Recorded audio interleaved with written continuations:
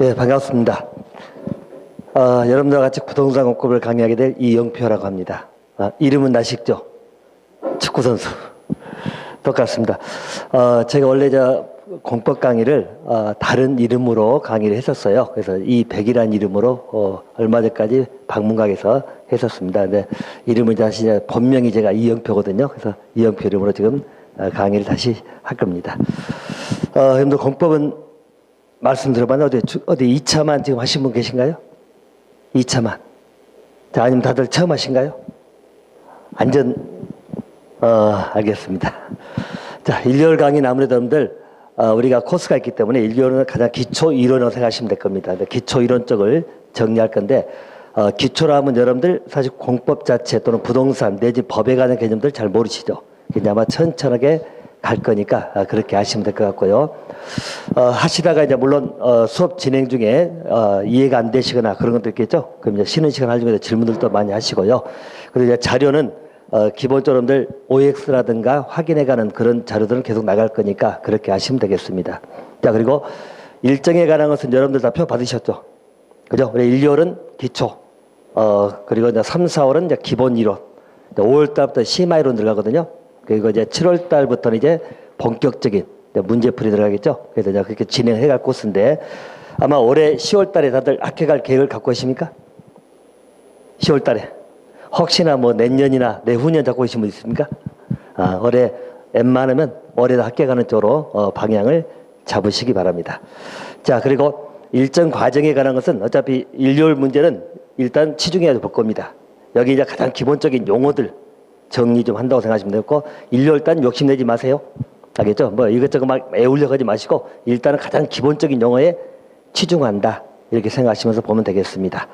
자, 먼저 기초적인 이론을 첫 시간 오리엔테이션 겸해가지고 한번 말씀을 드리도록 하겠습니다. 꼼꼼히 기초 이론 해가지고 나와 있는 거 오늘 프린트하는 거 있죠? 잠깐 확인을 하겠습니다.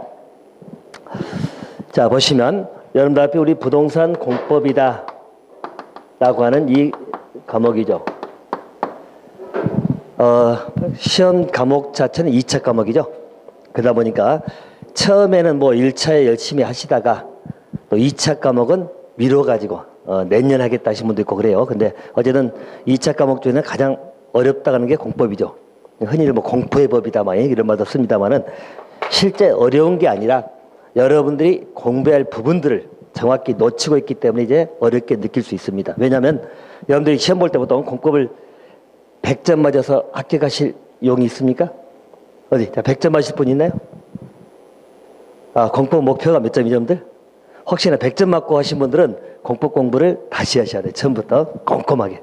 근데 100점이 목표가 아니라면, 근데 보통 100점 안 맞잖아요. 그죠? 몇 점 맞죠, 공법은? 60점? 60에서 65. 보통. 그래서 개수로 따지면 24개에서 26개 정도. 요 정도 출제, 맞을 수 있다라고 보시면 됩니다. 대달피 공법이 40문제가 출제가 되는데, 40문제 중에서 일단 목표치는 여러분들이 기본적으로 24개 이상을 잡으시라는 이야기입니다. 알겠죠? 24개 이상. 24개 맞으면 60점이잖아요. 그죠? 그래서 60점 이상은 맞을 수 있고, 또 이게, 공부를 할 때 있어서 전체 40문제를 다 만지라고 하면 여러분들 공부할 게 굉장히 많아요. 근데 24문제 이상을 맞는다면은 일단 여러분이 공부하기 싫은 대목들은 버리면 됩니다. 알겠죠? 버리면 되기 때문에 이제 그 과정을 잘 섞어내야 됩니다. 근데 흔히 버리라고 하니까 여러분들, 흔히들 다 버리신 분들이 있어. 이것도 어렵고 저것도 어렵고 다 버려버리면 점수가 절대 안 나옵니다. 그래서 기본점들 20개 이상은 일단 맞아야 된다는 그 생각은 뭐냐면 최소한 우리가 알아야 될 것들은 알아야 됩니다. 알겠죠? 그리고 이제 거기서 좀 더 추가해가지고 8개만 더 맞으면 충분히 공법 목표는 달성할 수 있다. 이렇게 보시면 되겠고요. 아마 지난번 입시례 시험에서 우리 입시례 시험에서 마찬가지로, 잘 맞으신 분들은 뭐 30개 가까이 맞으신 분도 있고 막 그래요. 알겠죠? 좀 귀신들이 있습니다. 좀 이번 시험이 좀 어렵죠? 지난번 시험이 약간 어렵다고 했었는데, 그래도 30개 가까이 맞으신 분도 있어. 그래서 여러분도 충분히 하시면 가능할 수 있다. 이렇게 보시면 될 것 같아요. 자, 그럼 이제 여기서 관련돼가지고 부동산 공법은 무엇을 공부할 것인가를 잠깐 살펴드릴 거니까 그렇게 하시면 되겠어요. 일단 공법 자체는 크게 두 가지로 생각하시면 됩니다. 우리가 공부할 대상이 뭘 가지고 공부하죠? 부동산을 공부하는 겁니다. 자, 부동산은 여러분들 다 아시죠? 부동산을 뭐라고 하죠? 부동산. 자, 우리가 부동산 갖다 이렇게 사십니다. 동산이 아닌 것. 이렇게 보시면 되겠죠. 그죠? 여 산은 여러분들 재산을 때 산이야. 산. 여 동이 뭐죠, 여러분들? 움직이는 것. 이게 움직이는 재산이 아닌 것. 이게 부동산이죠. 움직이지 않는다는 말의 의미는 뭐죠? 우리가 붙어 있는 것, 정착돼 있는 걸 말합니다. 그죠? 그래서 우리가 토지하고 토지에 정착돼 있는 건축물. 알죠? 그래서 간단히 말하면 부동산 여러분들 토지 부분하고 우리 건축물 이 두 가지를 부동산으로 생각하시면 됩니다. 알죠? 동산은 여러분들 움직이는 거. 여러분이 갖고 있는 일반 물건들 있죠? 그건 전부 다 동산이 될 것이고, 자, 부동산은 토지하고 건축물에 관련된 것입니다.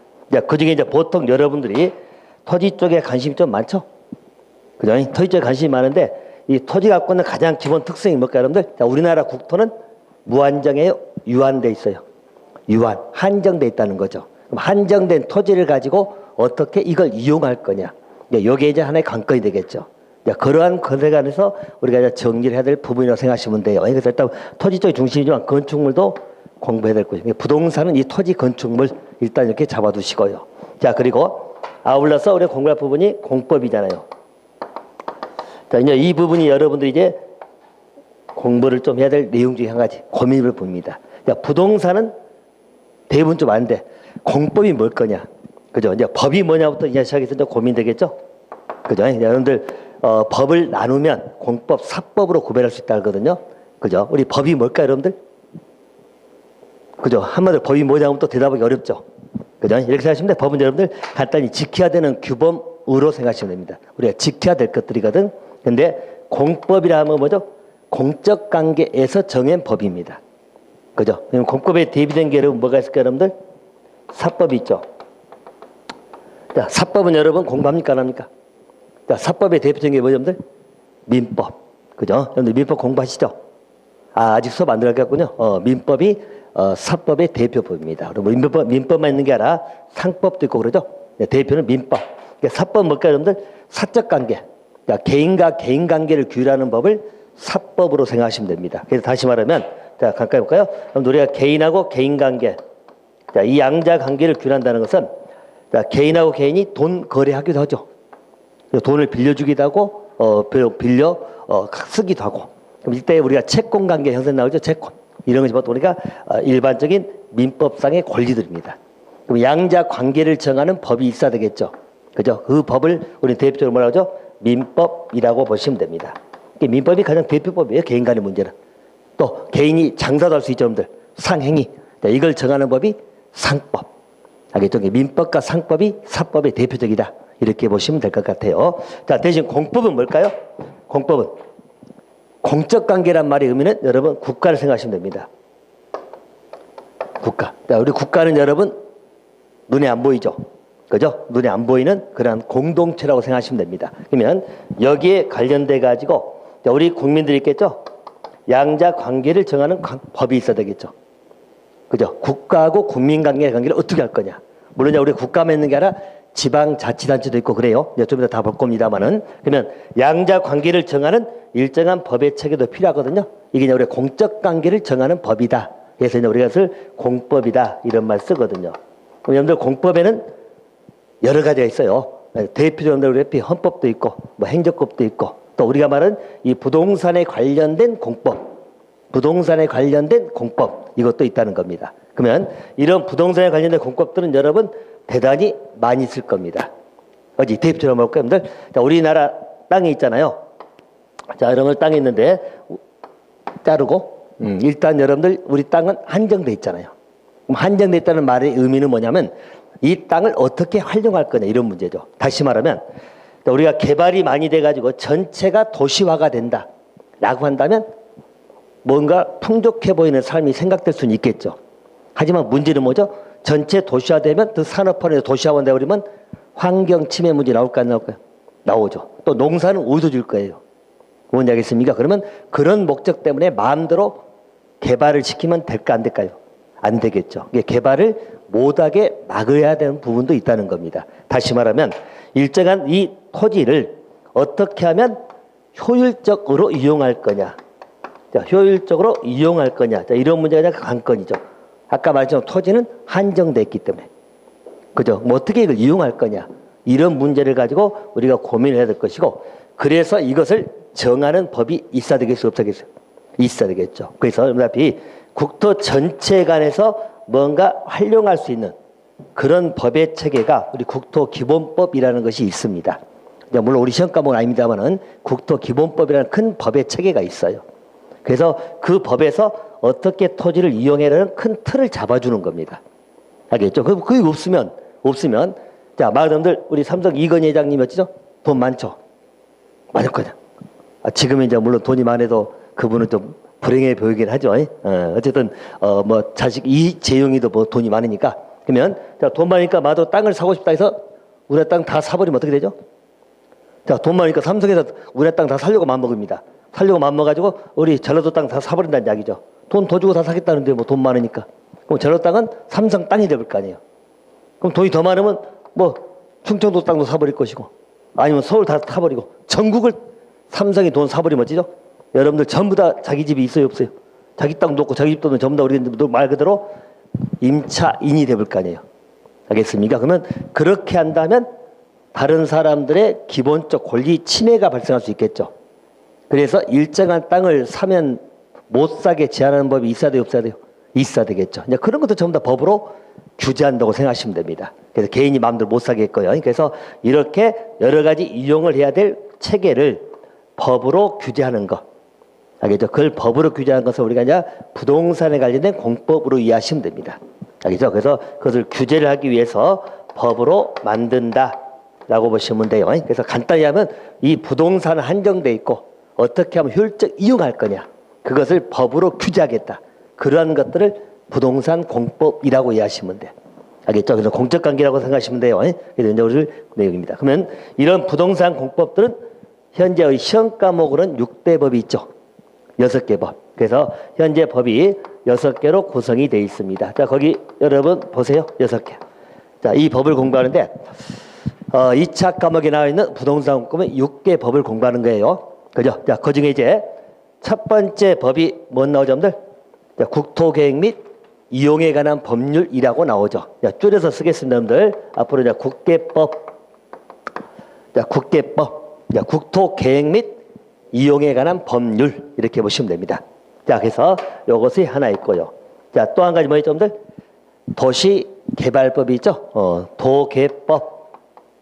자, 이렇게 이제 부르면 앞으로 도시개발법. 이렇게 이해하세요. 도시개발법. 자, 또 한 가지. 도시 및 주거환경정비법이라고 나오죠. 자, 그것은 다시 줄여서 말하면 도정법. 자, 물론 이제 부르는 것은 뭐 여러분들 뭐 각자 차이가 있겠지만, 저는 이제 이렇게 부를 거니까 앞으로 도정법 하면 도시 및 주거환경정비법. 자, 도계법 하면 도시개발법. 알겠죠? 그리고 이제 국계법 하면 국토계획 및 이용에 관한 법률. 네, 이렇게 줄임말로 이렇게 이제 부릅시다. 자, 또 한 가지 있다면 일반적으로 농지법도 있습니다. 자, 그리고 또 우리 건축법이 있죠. 자, 그리고 주택법. 자, 여러분들 이렇게 총해서 6개 법입니다. 다시 말하면 제가 아까 국토기본법이나 이런 거 말씀을 드렸는데 쓰지 않은 이유는 뭐냐면 우리 시험 과목은 아니기 때문에요. 전체 이제 법이 있고 거기서 이제 각 세부적인 부분들을 다루는 6대 법이 있습니다. 자, 그리고 일단 이 법은 여러분 크게 틀로 나누면 위에 4가지는 무엇에 관한 법이죠? 자, 위에 4가지는 여러분들 토지 등에 관한 토지. 알겠죠? 땅에 관한 문제입니다. 그래서 토지를 규율하는 법들입니다. 이게 국토, 알겠죠? 도시개발, 또 도시 및 주거환경 정비, 그리고 농지, 알겠죠? 전부 토지고요. 자, 이 2개는 뭐죠? 건축과 주택은 건축물. 그래서 이제 크게 건축물에 관한 대표 법들입니다. 알겠습니까? 그래서 일반적으로 부동산 공법은 토지에 관한 법 대표적인 것 4가지, 또 건축물에 관한 법에 관한 대표적인 것 2가지. 알겠죠? 그래서 총 6개 법을 공부하는 겁니다. 자, 그래가지고 6개 법에 가지고 총해서 몇 문제 출제되죠? 40문제. 40문제. 그러면 보시면 자, 국토계획 및 이용해는 법률이 제일 출제가 많이 되죠? 이게 대표법입니다. 그래서 국계법은 여러분 몇 문제 출제 나와 있죠? 그래서 써놨죠. 몇 문제? 12문제. 그죠? 그러면 40문제 중에서 12문제가 나오니까 일단은 국계법이 대장법이야. 알겠습니까? 대장법으로 생각하시면 돼요. 이거 가장 대표법입니다. 대표법 12문제가 출제가 됩니다. 12문제. 그럼 여러분들 말대로 우리가 목표치가 만약에 목표치가 24개라고 한다면 물론 24개 이상입니다. 더 정확하면 26개, 27개를 맞아야 되는데 24개라 본다면 국계법만 다 맞아도 수월하죠. 나머지 두세 개씩만 맞으면 되잖아요. 그죠? 이론상 그래. 근데 12개 다 맞기 쉬운 일은 아니지만 어쨌든 12문제가 출제가 됩니다. 이거 다 정해져 있어요. 정해졌기 때문에 12문제 보시면 되었고요. 자, 그리고 도계법하고 도정법은 몇 문제씩 나오죠? 자, 그래서 6문제씩 나옵니다. 6문제. 알겠습니다. 그래서 옛날에는 그렇게 공부하신 분도 있긴 했었어요. 왜냐하면 나머지 이 건축법이나 외울 게 많거든. 그래서 버려버리고 이 3개만 아주 집중해가지고 20개 넘겨버리겠다. 물론 이제 가능하긴 합니다. 가능한데 워낙 문제 자체가 지엽적인 게 나오고 막 그러다 보면 다 맞기가 어렵겠죠. 우리가 진짜 이론상으로 가능할 수 있잖아요. 12개, 6개, 6개. 이 3번만 다 맞아버리면 나머지는 공부 안 해도 되잖아요. 근데 그러기는 힘들고 또 여러분이 어차피 중개업무 해야 되겠죠. 중개업무 하려면 나머지 법도 알아야 돼요? 몰라야 돼요? 알아야 돼. 어차피 공부해야 됩니다. 여러분들 우리 중개업을 볼 때 우리 중개업도 중요하긴 하겠지만 여러분들 부동산 공법도 공부를 많이 해놓으셔야 됩니다. 알겠죠? 그리고 또 어차피 학교에 가시고도 공경부터 시작해가지고 공법 공부도 또 실무 공부도 하셔야 돼요. 그래서 실제 여러분이 업무 볼 때 많은 도움이 될 겁니다. 알겠습니까? 그래서 일단 여기까지 하면 24개예요. 농지법이 여러분 가장 가볍죠? 농지법 몇 문제죠? 2문제. 그냥 농지법 부분은 여러분들 아마 수업 중에도 경우에 따라서는 간단하게 치고 넘어갈 부분이 많습니다. 그래서 나올 부분만 잠깐 보고 농지법은 제일 가볍게 봅니다. 2문제 나오니까. 일단 시험법이 제일 낫죠. 자, 우리 건축법은 몇 문제 나옵니까? 자, 주택법도 7문제. 자, 그래서 총에서 40문제가 출제가 됩니다. 이렇게 보시면 돼요. 40문제. 자, 근데 이 40문제들 다 맞을 수 있으면 좋겠죠. 근데 그러지 못하고 또 공부하다 보면 이 공법 공부가 좀 굉장히 까다롭다고 합니다. 까다롭다고 또 사실 이해가 돼요. 왜냐하면 이게 전부 다 안 해본 내용을 공부하다 보니까 어렵기도 하고 그래요. 근데 어쨌든 합격하기 위해서는 극복해야 됩니다. 이렇게 생각하시면 되고. 자, 여러분들 각자 목표치를 한번 잡아볼까요? 자, 보통 목표치를 본다면 이렇게 잡으시면 돼요. 일단 국토객 및 이용에 관한 법률, 국계법은 12문제. 이건 최대한 여러분이 공부를 많이 해야 됩니다. 이유 불문하고 많이 하고 우리 수업 진도도 우리 8주 중에 아마 국계법이 한 3주 정도를 차지할 겁니다. 좀 더 가면 4주 가까이도 차지한 것이 국계법이에요. 초반에는 국계법 범위를 더 훨씬 더 넓게 잡고 들어갈 겁니다. 이 뒷부분 아마 3월 달 좀 더 자세히 하더라도 국계법은 1월 달에도 한 4주 가까이를 잡고 일단 계획을 짜고 있거든요. 그래서 처음에 가장 기본법이고 대표법입니다. 출제도 가장 많이 되고 있고. 알겠습니까? 그리고 무조건 또 알아야 되는데. 어차피 나중에 업무 볼 때는 중개업무 볼 때 용도 지역이나 지국 용도구역을 모르고는 중개할 수가 없잖아요. 그죠? 당연히 알아야 될 법이기 때문에 중요한 법입니다. 대신 이제 올해는 국계법 내용이 좀 줄었어요. 여러분 토지거래 허가제가 빠져나갔기 때문에. 지난번까지 토지거래 허가제 내용이 들어갔습니다만 토지거래 허가제가 여기서 빠져나갔어요. 나가서 아마 중개법으로 넘어가 버렸죠. 그래서 지금은 이 부분은 공부량이 좀 줄긴 줄었어요. 물론 한 부분 줄었긴 했지만 그것도 큽니다. 어쨌든 근데 이 국계법은 중요한 법이고 무조건 해야 돼. 그죠? 그래서 여기는 여러분 못해도 여러분이 맞을 수 있는 점수는 8개 이상은 맞으자. 이렇게 잡으시면 됩니다. 8개 이상은. 자, 물론 8개, 이제 목표치만 딱 이룰 수만 있으면 여러분 간단히 합격해요. 알겠죠? 이제 목표치 이루기가 좀 힘들어서 그러지. 근데 8개는 맞을 수 있습니다. 왜냐하면 출제되는 부분들이 거의 반복되거든요. 반복되는 부분들을 자꾸 정리를 잘 하시면 최소한도 7, 8개는 충분히 맞을 수 있습니다. 대신에 나머지 좀 벗어나는 것은 어쩌죠?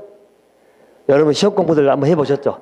우리 공부 열심히 한다고 해도 내가 공부한 부분에서 좀 벗어난 것들은 어떻게 합니까? 어쩔 수 없죠.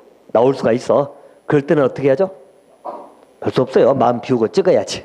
그죠? 이제 그런 부분도 있긴 하다는 이야기예요. 근데 일단은 하시면 8개 이상은 충분히 맞을 수 있다. 이렇게 이제 보시면 돼요. 자, 그리고 여기 도계법이나 도정법은요. 여기도 물론 많이 맞으면 좋지만 기본적으로도 4개 이상씩은 맞으면 됩니다.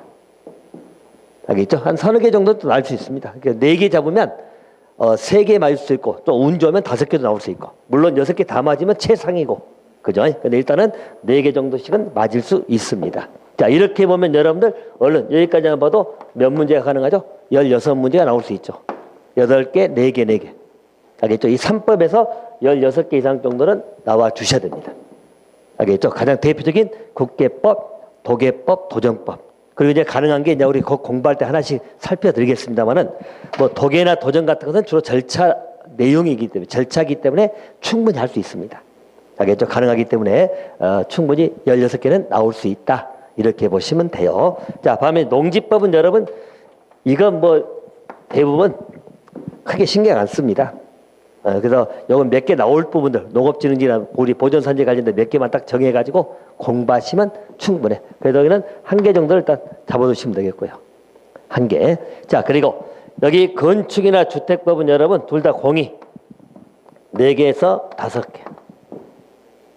알겠죠? 요 정도 잡으시면 돼. 요 정도. 그래서 이렇게 잡으면 요 앞에 16개에다가 벌써 25개 그리고 그러니까 21개, 22개. 그러면 부족한가요? 자, 보시면 여기 10개잖아요. 10개. 그럼 26개, 27개 나오죠. 8개씩 잡으면 25개. 그죠? 그럼 여러분들 목표치가 못해도 25개도 27개 맞으면 일단 만족인가요? 어때요? 좀 더 말 수 있어요? 없어요? 더 말 수 있으면 더 좋고 일단은 더 24개 이상은 나와야 되니까. 그죠? 그래서 이렇게 딱 맞을 수만 있다면 25개에서 27개는 가능하겠죠. 알겠습니까? 그렇게 하시면 되겠고 저하고 이제 같이 하시면서 아마 중요한 부분들 잡아서 공부하다 보면 충분히 이것은 나올 수 있어. 알겠습니까? 그렇게 하시나 오시면 돼요. 그럼 지금 이제 여러분 처음 들으신 분들은 뭐 국계법인지 도계법인지 뭐 잘 안 들어오죠? 무슨 말씀인지. 어차피 이제 계속 반복하셔야 돼요. 어차피 여러분들 공부 자체가 한 번에 해야 될 문제는 아니고 최소한도 뭐 1년간 우리 커리큘럼에 해가지고 계속 반복을 시킬 거니까 중요한 것들 반복하시고 이렇게 해가면서 정리하시면 돼요. 알겠습니까? 이것을 공부한다고 생각하시면 돼. 자, 그래서 거기 아마 여러분들 보시면 자, 뿌리들 첫 페이지 한번 봅니다. 부동산 공법 해가지고 일단 부동산 개념은 토지하고 건축물이 중심이다. 이렇게 보시면 되었고 공법은 국가하고 국민 간의 관계. 다시 말할까면 좀 공적 관계를 규율하는 법이다. 공법. 자, 사법은 뭐라겠죠? 개인 간의 관계를 규율한다 이렇게 생각하면 돼. 개인 간의 관계 이렇게 보시면 될 것이고 그럼 공법은 여러분 헌법이든 행정법이든 형법, 소송법 등이 있는데 행정법에다 밑줄 거는 건 뭐냐면 부동산 공법은 행정법 영역에 들어갑니다. 알겠죠? 우리 행정법 영역에 부동산 공법이 있어. 이렇게 보시면 돼요. 그래서 저도 전공이 행정법입니다만은 일반적 공법이 행정법의 일 내용이에요. 전부 다 개개 행정법들로 보시면 됩니다. 우리 법들이요. 그래서 이것들이 있고. 자, 사법은 개인 간의 관계를 규율한다 했죠? 민법하고 상법이 있다. 이렇게 보시면 됩니다. 자, 그리고 우리 시험 과목에 구성해놨죠? 토지하고 건축물, 출제, 빈도는 기본입니다. 자, 그래서 여러분들 공부할 때 처음에 할 때 우리가 뭐 하는지 뭐가 중요한지 이거 잘 잡으셔야 돼요. 자, 그러면서 해가시면 충분합니다. 그래서 앞으로도 수업 중에서 제가 자꾸 말씀드리겠지만 전체를 다 하려고 하지 말고 이 부분에서 뭐가 중요하고 뭐가 출제가 잘 되고 거기에 일단 초점 맞춰서 공부를 하시면 돼. 알겠죠? 그래서 충분히 하시면 될 겁니다. 그래서 국계법은 12문제, 도계법, 도정법은 6문제, 농지법은 2문제, 그리고 건축법하고 주택법은 7문제씩. 알겠습니까? 이렇게 보시면 됩니다. 자, 일단 구성은 이렇게 말씀을 드렸고요. 자, 그 밑에 특성에 관한 문제를 잠깐 설명드리고 우리 법의 체계나 우리 행정조직의 체계 아마 기초적인 거 잠깐 잡아드릴 거니까 그렇게 하세요. 자, 우리 부동산 공법의 특성해가지고 나와 있죠. 첫 번째는 이 법을 한다는 거 아까 제가 말씀처럼 부동산의 효율적 이용을 위해서 규제한다겠죠. 규제. 야, 규제는 간단히 하겠어 아까 제가 삼성 이건희 회장이라도 우리나라 땅 다 살 수 있어요 없어요? 못 사게 규제하는 겁니다. 그렇지 않으면 미국에 내지는 중국에 대부호들이 와서 우리나라 땅 다 사버리면 우리는 자기 땅 하나도 없잖아요. 그죠? 그래서 그렇게 규제를 해가는 법, 규제. 자, 그래서 부동산법의 특징은 첫 번째 뭐 나오죠? 규제법적 성격이 내 말 나오죠. 예, 규제한다는 말의 의미. 예, 규제한다는 말의 의미는 여러분 여러 가지 성격이 있겠지만 자, 규제법이라고 할 때 여러분 가질 수 있는 기본 특징은 뭔가 못하게 하는 겁니다. 알겠죠? 우리가 제한한다고 그러죠? 나중에 좀 이따 보겠습니다만은 여러 가지 제한 등을 있습니다. 제한 등. 이렇게 보시면 돼. 자, 여러분들이 아는 것들 있죠? 예를 들어서 여러분들 개발제한구역 들어보셨죠? 그린벨트. 그럼 개발제한구역 땅은 내가 돈이 많아도 건물 마음대로 지을 수 있나요? 그게 못 짓는 이야기예요. 개발을 제한시키기 때문에. 알겠죠? 그래서 마음대로 못하게 규제한다는 이야기죠. 여러 가지 제한 등을 하는 법이다. 규제하는 법이다. 이게 우리 부동산공법의 기본적 특징. 자, 두 번째는 계획법적 성격이라고 나와 있죠. 자, 이것도 하나 간단히 말씀드립니다. 그리고 지금은 요 용어들을 완벽하게 알려고 하지 마시고, 일단 이것들이 앞으로 익숙해져야 됩니다. 규제, 계획, 뭐 이런 것들 전부 다 익숙해져야 되기 때문에 일단은 그런 의미로 들으세요. 자, 계획법적 성격이다. 자, 이 말의 의미도 뭐죠? 아까 말처럼 규제를 한다는 이야기죠. 아까 규제한다는 의미에서 대표적으로 제가 개발제한구역 말씀드렸죠? 그린벨트. 그럼 이 개발제한구역을 지정하려면 우리 시장 등에 예를 들어서 자기 기분 내킨 대로 막 지정해버릴까요? 개발제한구역을 시장 등이 기분 내키는 대로 그냥 오늘 기분 좋으니까 그냥 이쪽에 개발제한구역 풀어주겠다. 다음 날은 막 지정하겠다. 마음대로 할 수 있을까요? 마음대로 못합니다. 하려면 계획을 짜야도 안 짜야 돼요. 다 계획이 나와야 됩니다. 알겠습니까? 이 계획이 수립이 돼가지고 계획에 의해서 규제하는 거예요. 알겠습니까? 이 계획이 이제 우리 앞으로 공부해야 될 도시계획이죠. 한마디로 말하면 도시계획들이 전부 다 있다는 겁니다. 그 계획 등에 의해 가지고 규제라는 거지 무조건 하는 건 아닙니다. 그럼 이 계획을 어떻게 수립할 것이냐, 계획의 내용이 뭐냐, 이런 걸 전부 다 법으로 정해야 되겠어, 안 정하겠어요? 법으로 정해야 되겠죠? 그게 바로 계획법입니다. 그래서 우리 부동산공법은 계획법적 성격이 나와서 계획에 관한 내용들을 다 정하고 있다. 일단 이렇게 잡아두시면 될 겁니다. 그래서 이것을 공부할 겁니다. 자, 또 세 번째, 부동산공법의 여러 가지 특징 중에 나와 있는 겁니다. 그 세 번째 뭐 나오죠? 공용 부담적 성격이라는 말 나오죠. 자, 이 표현도 여러분 지금 조금 견식해 놓으시고 앞으로 이제 또 반복해서 나올 용어들이니까 보시면 됩니다. 자, 공용 부담적 성격입니다. 어디 공용 부담이 뭘까요, 여러분들? 공용 부담. 용어는 그대로 풀으시면 됩니다. 용어는 앞으로 이제 제가 용어 설명 주로 이제 아마 특히 일요일 달은 용어 설명 더 많이 치중할 건데, 자, 공용 부담이 뭘까요? 공적으로 사용된다는 이야기죠. 이게 공적 용도죠. 공적인 용도로 부담은 뭘까요? 여러분 느끼는 부담. 알겠죠? 우리 부담 준다 그러죠? 똑같아. 부담을 부과하는 겁니다. 이게 공적인 목적으로 부담을 주는 거예요. 근데 이때 부담을 봐볼까요? 자, 사람에게 주면 우리 뭐라 그러죠? 인적 공용 부담이라고 합니다. 또 물건에게 주면 물적이라고 합니다. 그래서 공용 부담은 크게 인적 공용 부담하고 물적, 사람에게 주는 것하고 재산에게 주는 것, 크게 두 가지 있다는 거예요. 그럼 여러분들 인적 부담은 뭐뭐 나옵니까? 대표적으로 쓰는 게 뭐죠, 여러분들? 부담금이라고 나오죠. 부담금, 또 부역, 노역, 현품, 물품 막 이런 게 있거든요. 근데 지금은 부역, 노역이나 현품, 물품은 거의 안 쓰입니다. 알겠죠? 부담금은 여러분 쓰요. 우리 과목 공부하다 보면 이제 부담금이라는 용어도 간간히 나오거든요. 이 부담금 일단 이렇게 한번 이해 한번 해봅시다. 자, 볼까요, 여러분들? 자, 우리가 이렇게 산골이 있습니다.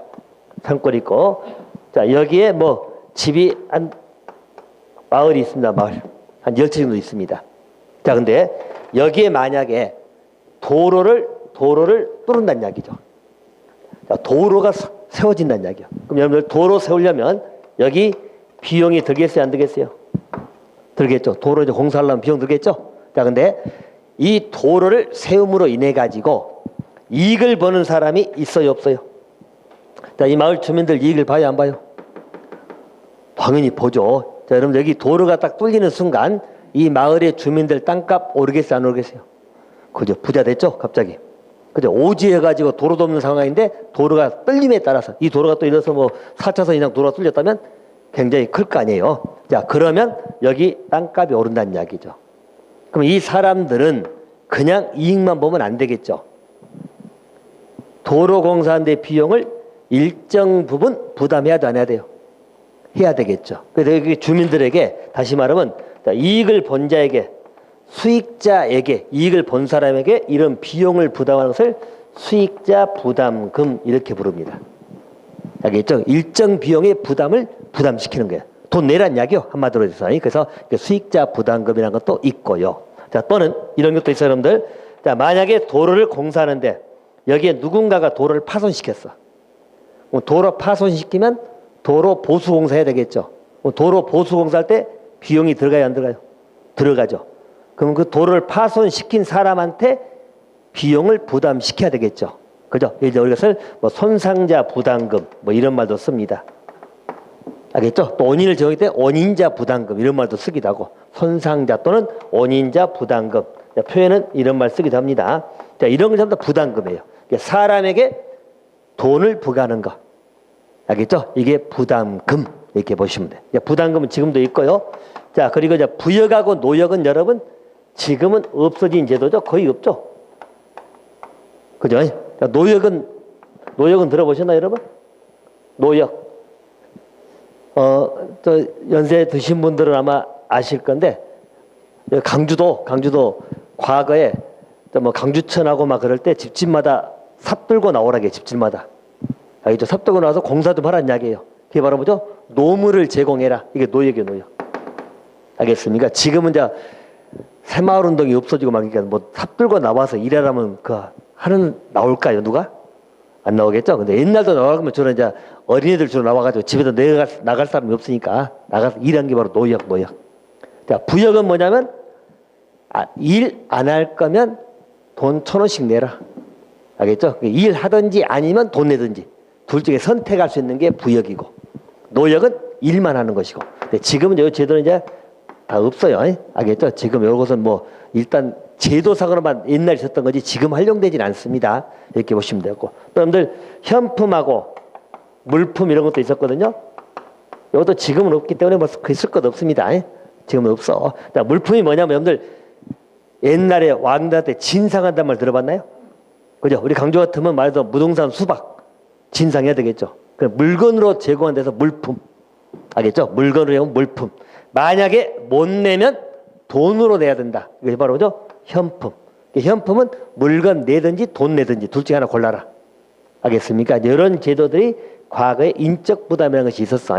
지금 이제 다 없어지고 이제 부담금만 지금은 좀 남아 있습니다. 부담금이 이렇게 보시면 되겠고, 자, 이제 물적인 부담이 우리가 이제 공부받을 내용과 직결됩니다, 여러분들. 알겠죠? 물적 부담이 이제 우리 또 공법에서 공부받을 핵심적 내용입니다. 물건에 대해서 공적인 목적으로 부담을 준다는 이야기야. 알겠죠? 그러면 자, 이 물적 부담은 크게 4가지가 나오죠. 대표적인 4가지입니다. 보시면 자, 공용 제한이라는 거 있죠. 또 공용 수용, 또 공용 환지, 공용 환권. 알겠습니까? 4가지가 이제 여러분들이 주로 이제 보는 내용들입니다. 공용 제한, 공용 수용, 공용 환지, 공용 환권입니다.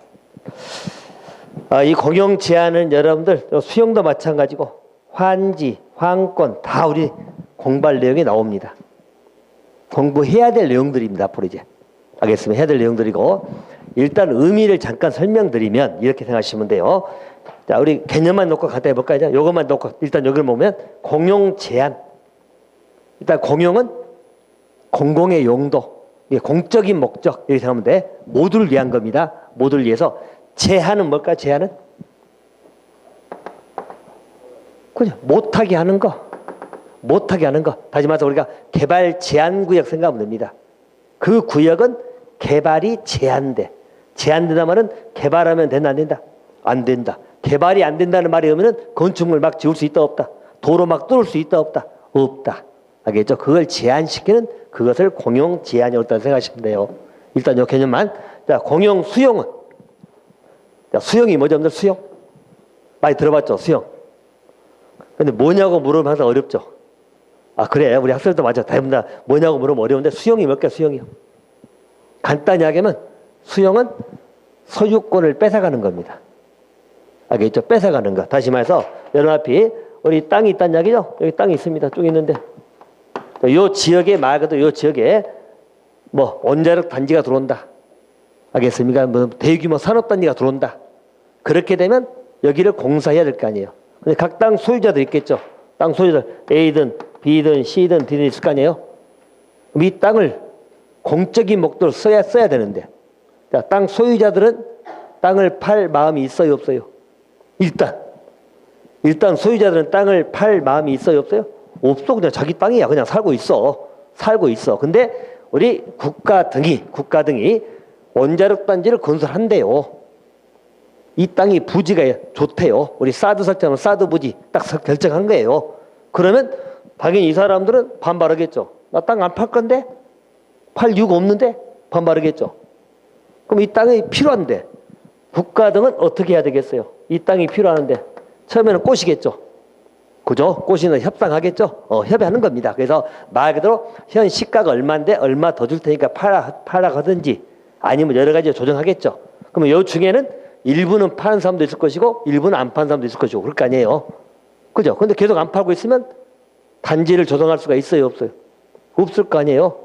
그러면 어떤 문제 나옵니까? 국가의 기본 목표가 달성되지 못하겠죠. 그러면 이것을 강제적으로, 잘 보세요. 강제적으로 소유권을 박탈할 필요가 있다, 없다? 있다는 겁니다. 강제로 뺏는 겁니다, 강제로. 강제로 빼려면 법의 근거 있어야 돼요, 없어야 돼요? 법의 근거가 있어야 돼요, 없어야 돼요? 있어야 돼요. 법의 근거 있어요. 그래서 법으로 다 정해놓은 겁니다. 이게 법률에 의해서 할 수 있게끔 딱 정해놓은 겁니다. 강제로 소유권을 뺏어가는 겁니다. 알겠죠? 그러면 그냥 소유권 뺏어가고 돈 안 주면 될까요? 그죠? 다 돈 줘야겠죠? 그래서 보상금을 주는 겁니다. 보상금. 이 보상금이 보통들 기본적인 산정된 금액, 우리 이제 공시가로 들어봤죠? 거기에 의해 가지고 이제 보상금 등을 지급한다고 생각하면 돼요. 한마디로 팔기 싫은 사람을 강제로 팔기 위해서 땅을 뺏어가는 거. 이게 소유권을 뺏어가는 거. 이거 뭐라고? 수용입니다. 이 수용은 당연히 공적인 목적으로만 가능합니다. 전부 다 공용이에요. 알겠습니까? 예를 들어서 뭐 대통령이 내가 내 개인 별장을 지으려고 땅을 수용하면 되겠어요, 안 되겠어요? 안 돼. 알겠죠? 사적인 목적은 안 된다니까. 항상 공용 수용이기 때문에 공적인 목적으로만 가능합니다. 알겠습니까? 공적 목적에 의해서 재산권을 강제로 뺏는 것. 이걸 우리가 수용으로 생각하시면 돼요. 그래서 공용 수용은 이렇게 일단 잡아두시고. 알겠죠? 수용. 자, 환지는 뭘까요, 여러분들? 환지. 용어들 좀 익숙한 데면서 환지. 한문. 교환할 때 환. 요 지는 땅지. 토지를 바꿔주는 겁니다. 토지를 교환시켜준다는 이야기. 알겠습니까? 환지입니다. 그래서 나중에 우리 도계법에서 공부할 겁니다만은 여러분 도시개발법이라는 것 자체가 여러분들 뭐죠? 어디 잠깐 왔으면 우리가 도계법, 도시개발법입니다. 혹시 여러분들 개발, 재개발, 재건축 앞으로 이제 익숙해져야 됩니다. 여러분들 개발이라는 게 뭘까요? 개발이라는 것이 개발. 그죠. 일종의 간단히 말해서 신도시를 만들어 생각하면 됩니다. 이렇게 무에서 유를 창출한 것이 개발입니다. 그래서 우리 도시개발은 말로 신도시를 개설한다고 생각하시면 돼. 알겠죠? 신도시. 그럼 신도시란 말의 의미는 뭐냐면 이렇게 생각하시면 되겠죠? 예를 들어서 일정한 지역이 있습니다. 자, 이 지역이 아주 낙후된 지역입니다. 낙후된 지역이라는 것은 말 그대로 이렇게 길도 제대로 없어. 알겠죠? 그리고 말 그대로 뭐 경계도 불분명하고 토지 등의 현황이 불분명하고 여기에는 공공시설도 없어. 공공시설도 동사무도 없고 뭐 없다는 이야기죠. 이 지역은 아주 낙후된 지역입니다. 알겠습니까? 그럼 이 지역을 말 그대로 공사하는 거죠. 개발, 신도시 만드는 거니까. 여기를 공사하는 겁니다. 공사해서 어떻게? 이렇게 반듯반듯하게 이렇게 딱 만들어주는 거죠. 여기는 이제 공공시설이 들어올 수 있게끔 딱 위치도 만들어주고. 알겠습니까? 이 지역을 공사해서 이렇게 만드는 겁니다. 공사해가지고. 알겠죠? 그러면 여러분들 봐볼까요? 자, 여기서 땅 소유자들 있겠죠? A든 B든 C든 D든 있겠죠? 소유자 있습니다. 그럼 이 공사를 이 위에서 해야 될 거 아니에요? 할 때 방식이 여러 가지 방식이 있어요. 자, 간단히 말해서 아까 말한 것처럼 자, 우리 시행자라는 국가 등이 요 땅을 다 사버릴 수 있겠죠? 다 사가지고 공사해서 분양해 줄 수 있겠죠? 사가지고 분양하는 방법도 있을 수 있다는 이야기예요. 근데 아까 살려면 협상을 해야 되는데 보통은 응하지 않을 수도 있겠죠. 그죠? 또 여러분 저도 마찬가지고 제가 땅 주인인데 팔으라고 하면 일단 느낌이 어찌죠? 돈이 되겠다 생각하면 일단 버티겠어 안 버티겠어요? 버티겠지. 알박기라고 들어봤죠? 아 나는 안 팔아. 이럴 수 있잖아요.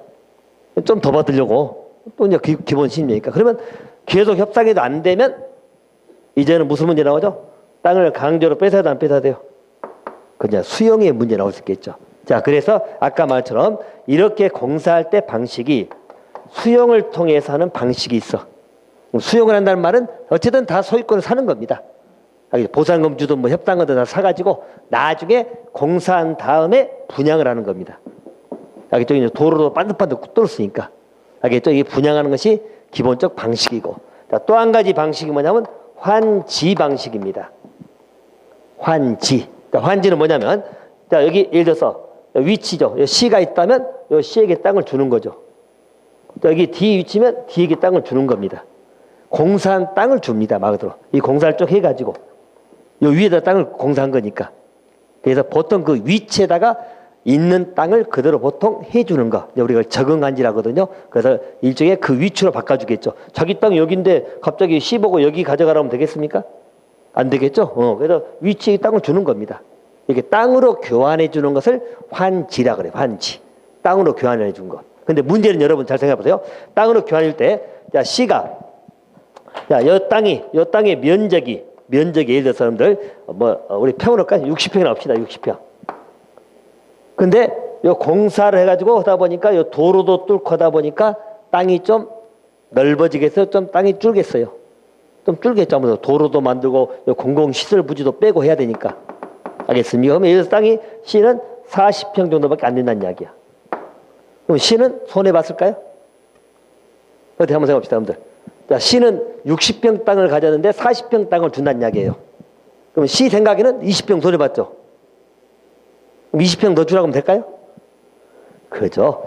40평도 많이 받은 겁니다. 이거 아마 조정 들어갈 겁니다. 왜 그럴까요, 여러분들? 자, 이 개발되기 전의 땅값하고 개발된 이후 땅값은 엄청난 차이 나겠죠. 알겠습니까? 땅 차이가 나기 때문에 이제 금액을 산정하는 겁니다. 그래가지고 그 금액에서 훨씬 더 많이 가져갈 수도 있고 적게 할 수 있겠죠. 그런 부분은 나중에 돈으로 조정해야 돼, 안 해야 돼요? 해야 됩니다. 많이 가져온 사람은 토해내야 되겠죠. 좀 적게 받은 사람은 좀 받아야겠죠. 이렇게 그냥 땅은 한정돼 있으니까 그렇게 해서 이제 우리가 청산 과정을 거칩니다. 알겠습니다. 그래서 이렇게 바꿔주는 거야. 이게 바꿔주는 것을 뭐라고 한다고요? 환지. 환지는 한마디로 땅을 교환해 준다. 땅을 교환해 준다. 이렇게 생각하시면 돼. 알겠습니다. 환지. 자, 그리고 환권은 여러분 의미는 뭐죠? 권리를 바꿔줘. 여러분들 재개발, 재건축 들어보셨죠? 그죠? 우리가 다시 말해서 도시개발법은 신도시지만 우리 도시 및 주거환경정비법 있죠? 한번 도정법이거든. 도정법은 여러분, 자 보시면 이 도정법에서는 정비 사업을 공부하거든요. 자, 정비 사업은 6대 정비 사업이 있는데, 자, 그 중에 여러분들 재개발, 재건축도 여기 들어갑니다. 그래서 우리 재개발이나 재건축 이런 게 전부 다 이 도정법에 들어갈 공부 내용들입니다. 알겠습니까? 그러면 재개발, 재건축은 말 그대로 뭘까요? 여러분 생각해봐. 재개발, 다시 개발한다는 이야기죠. 재건축, 다시 건축한다. 이 말의 의미는 뭐죠? 여기는 한마디로 구도시를 어쩝니까? 구도시를 고치는 겁니다. 알겠죠? 개발하고 건축하는 건 구도시를 개량한다고 생각하시면 됩니다. 다시 말하면 정비하는 겁니다. 알겠죠? 우리 도시 개발은 신도시를 만든다고 생각하면 되겠고요. 신도시. 신도시 만들려면 여기를 싸그리 치죠? 일단 밀어버린다는 이야기입니다. 밀어버리고 싹 공사하는 겁니다. 이게 개발이에요, 개발. 근데 재개발, 재건축은 고치는 겁니다, 맞죠? 알겠죠? 구도를 고치는 거예요, 고쳐. 대신 고칠 때 재건축은 건축물에 초점이 있겠죠. 간단히 건축물 초점에서 다시 건축물을 합니다. 그럼 여기는 재건축 대상은 일단 건축물이 노후되거나 아주 불량하겠죠. 그걸 다시 지어야 되겠죠. 이걸 재건축 생각하시면 되고. 재개발은 여러분들 건축물만 안 좋겠어요? 아니면 지금 이제 전기 안 들어오는 데는 거의 없죠. 근데 뭐 상하수도 시설이 안 좋거나 도로가 좀 안 뚫렸거나 그럴 때는 여러 가지 도로 내지는 상하수도 시설 전기 막 해야 되겠죠. 우리 흔히 해서 기반 시설 같은 거. 이런 것도 해야 되겠죠? 그런 걸 해서 여러분들 뭐죠? 재개발. 재개발은 그 지역의 시설 등이나 건축물 등 전부 다 바꾼 내지는 개량한다고 생각하시면 돼. 알겠습니다. 이게 이제 정한 게 도정법이에요, 도정법. 이게 이제 정비 사업입니다. 자, 그러면 여러분 환권이란 말의 의미는 뭐냐면 환지는 토지만 바꾸는 거지만 예를 들어서 여기 집이 있습니다. 자, 낡은 집들이야, 낡은 집들. 근데 이것을 해가지고 멋있게 지어서 바꿔줍니다. 알겠죠? 이 A라는 집 소유자에게 B로 바꿔주는 거죠. 바꿔줘. 자, 바꿔줄 때 권리뿐만이 아니라 물건 등까지 같이 바꿔줘. 한마디로 입체적인 교환입니다. 야, 이것을 우리가 환권으로 보시면 돼. 환지는 땅만 바꿔주기 때문에 평면적, 수평적이거든. 근데 환권은 권리 등 건물들까지도 교환이 되기 때문에 입체적인 교환입니다. 그래서 한마디로 환지는 토지를 교환해 주는 거다 이렇게 이해하시면 되고, 환권은 권리 등을 바꿔주는 거, 변환시켜 주는 겁니다. 알겠죠? 환권은 권리 등을 바꿔주는 거다. 한마디로 말하면 그렇게 이해하시면 돼. 예, 공용 환권. 그래서 환지는 주로 우리 개발 사업에서 주로 나오고, 환권은 우리 재개발, 재건축 사업에서 보통 나옵니다. 알겠습니까? 그래서 나중에 도정법도 공부할 것이고 도계법도 공부할 겁니다. 그래서 우리 제한, 수용, 환지, 환권입니다. 그리고 가장 많이 보는 게 여러분들 이 공용 제한이에요. 이제 앞으로 국계법에서 공부를 계속해야 될 게 공용 제한입니다. 그 내용이 제일 많죠. 공용 제한이 내용이 제일 많습니다. 알겠습니까? 그래서 이제 공용 제한의 종류를 보시면 거기 1페이지에 제일 밑에 써 있죠. 자, 계획 제한도 있고 보존 제한, 곡물 제한, 사용 제한, 사업 제한. 여러분 이 종류 4가지 외울 필요는 없어요. 5가지 외울 필요는 없고 일단 의미만 잡아두시면 자, 이런 겁니다. 다시 말하면 자, 앞으로 이제 도시군 관리계획 같은 거 공부하거든요. 우리가 관리계획을 수립합니다. 이 관리계획은 우리 강주시다. 강주광역시에 도로가 부족할 수도 있고 학교가 부족할 수도 있고 또 일정한 이제 화장 시설이 부족할 수도 있고 있겠죠. 그런 걸 여러분 세워야 되겠죠. 만들 거 아니에요. 만들려면 시장이 마음대로 만들어 계획을 짜야 돼요. 계획을 짜는 겁니다. 도시군 관리계획이 이제 수립될 겁니다. 계획이 수립이 되면 자, 여기에 의해 가지고 아까 말처럼 일정한 지역이 개발 제한 구역이 지정될 수도 있습니다. 계획에 의해서 개발 제한 구역이 지정될 수도 있습니다. 그럼 여러분 생각해봐. 내 입장에서는 내 땅인데 계획이 발표돼 가지고 개발 제한 구역이 지정이 됐습니다. 그럼 저는 일단 손해 보겠어요, 안 보겠어요? 내 땅이야, 내 땅이고 내가 그 땅을 그냥 소유한 게 아니라 개발할 목적이었겠죠. 건물도 지으려는데 지금은 돈이 없어. 좀 더 벌어서 건물 지으려고 준비하고 있는데 땅이 뭘로 묶여버렸다? 개발 제한구로 묶였습니다. 한마디로 나는 손해 봤어요, 안 봤어요? 봤죠. 일정한 제한을 받겠죠? 그게 제한이요, 제한 받는 겁니다. 손해 본 부분은 여러분 나중에 이제 손실보상무제 논의를 할 수 있겠죠. 논의할 뿐이지 이제 되고 안 되고 그 다음에요. 일단은 손해를 봤습니다. 이것은 뭘로 인한 손해죠? 계획을 세워서 나오는 제한이죠. 자, 그래서 우리가 뭐라고 계획 제한이라고 합니다. 계획 제한 이렇게 보시면 되고요. 자, 또 한 가지 아까 여기 잠깐 볼까요, 여러분들? 국가 등이 요 땅에다가 원자력 단지를 건설하려고 합니다. 원자력 단지 건설하면 국가 등이 그냥 지정할까요?